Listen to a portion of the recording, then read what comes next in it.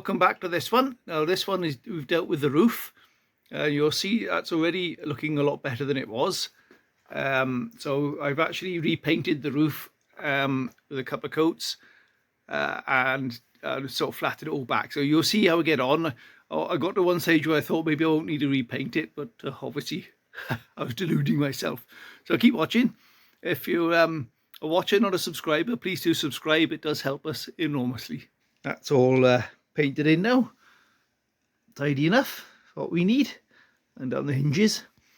And interestingly, whether this will show up on camera or not, I've started messing around with blocking this roof out. And I may have enough paint on here just to block out the actual problem with the waviness. It might not actually be as bad as it looks. So I might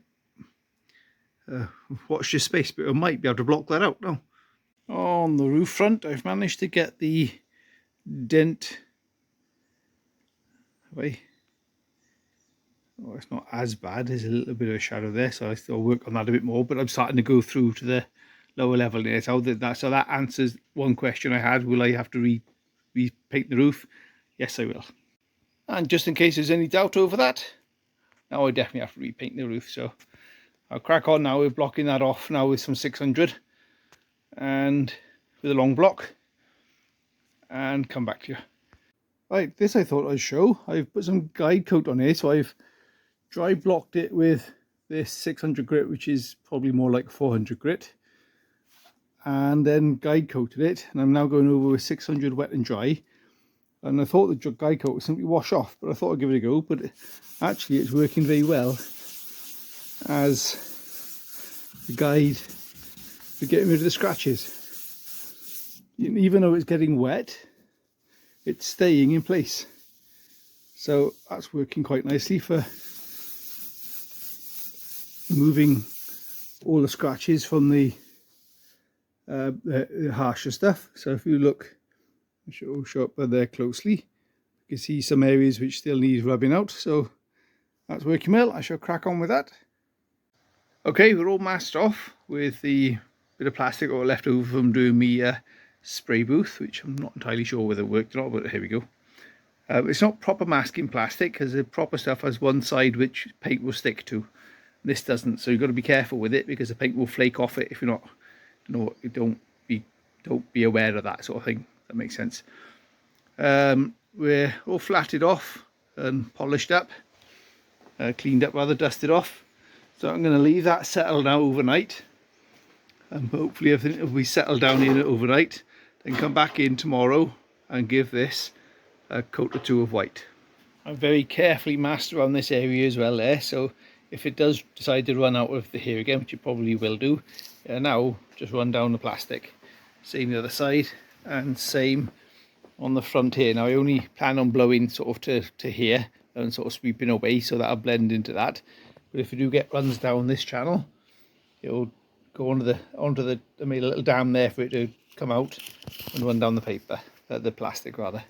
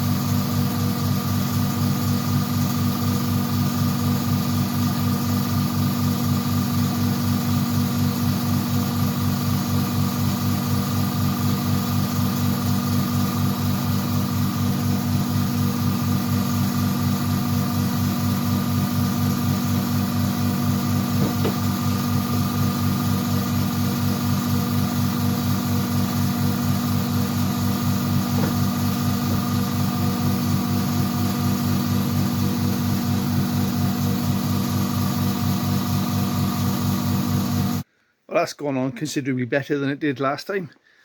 Quite a lot less dust in it as well, so I suspect a lot of the dust that I was struggling with come off that paper suit that was supposed to be helping me. That's much happier with that. Got a run here, I can live with that. I know how to get rid of runs. There's a separate video on that.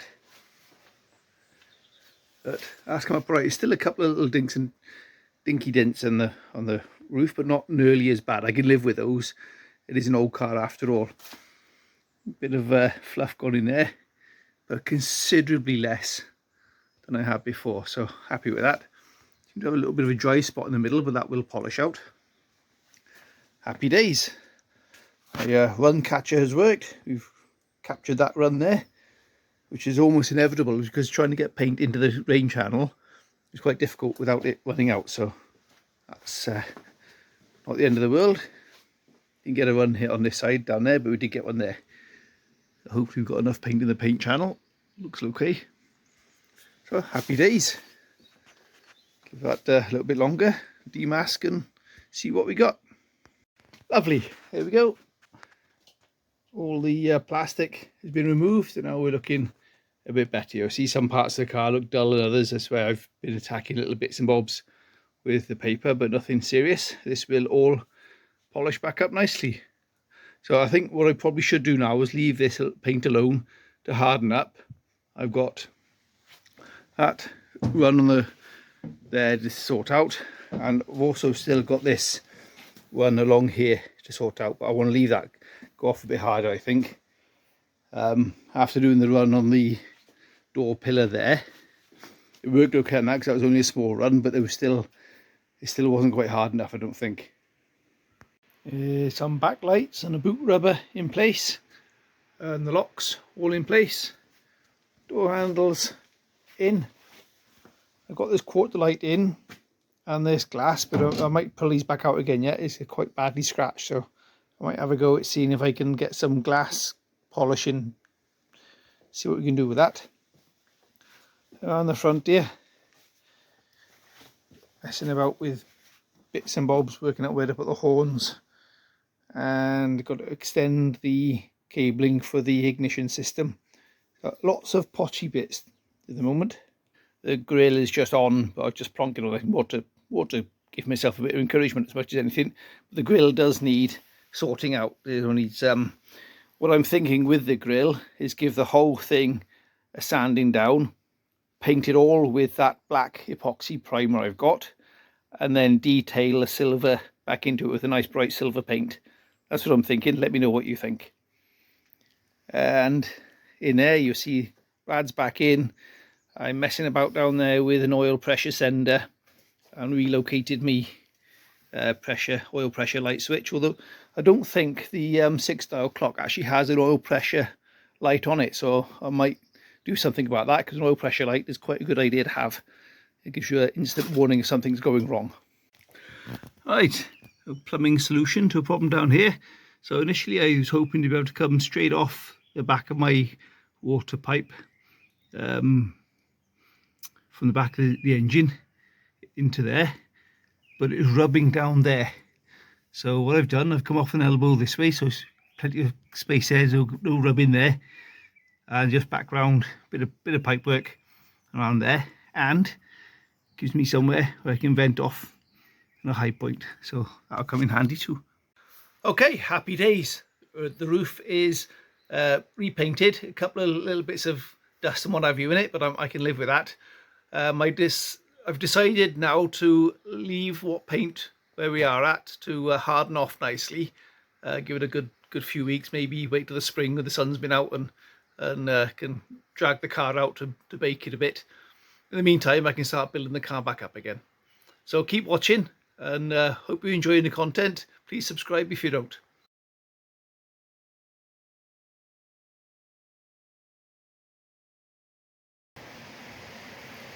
Bees are awake.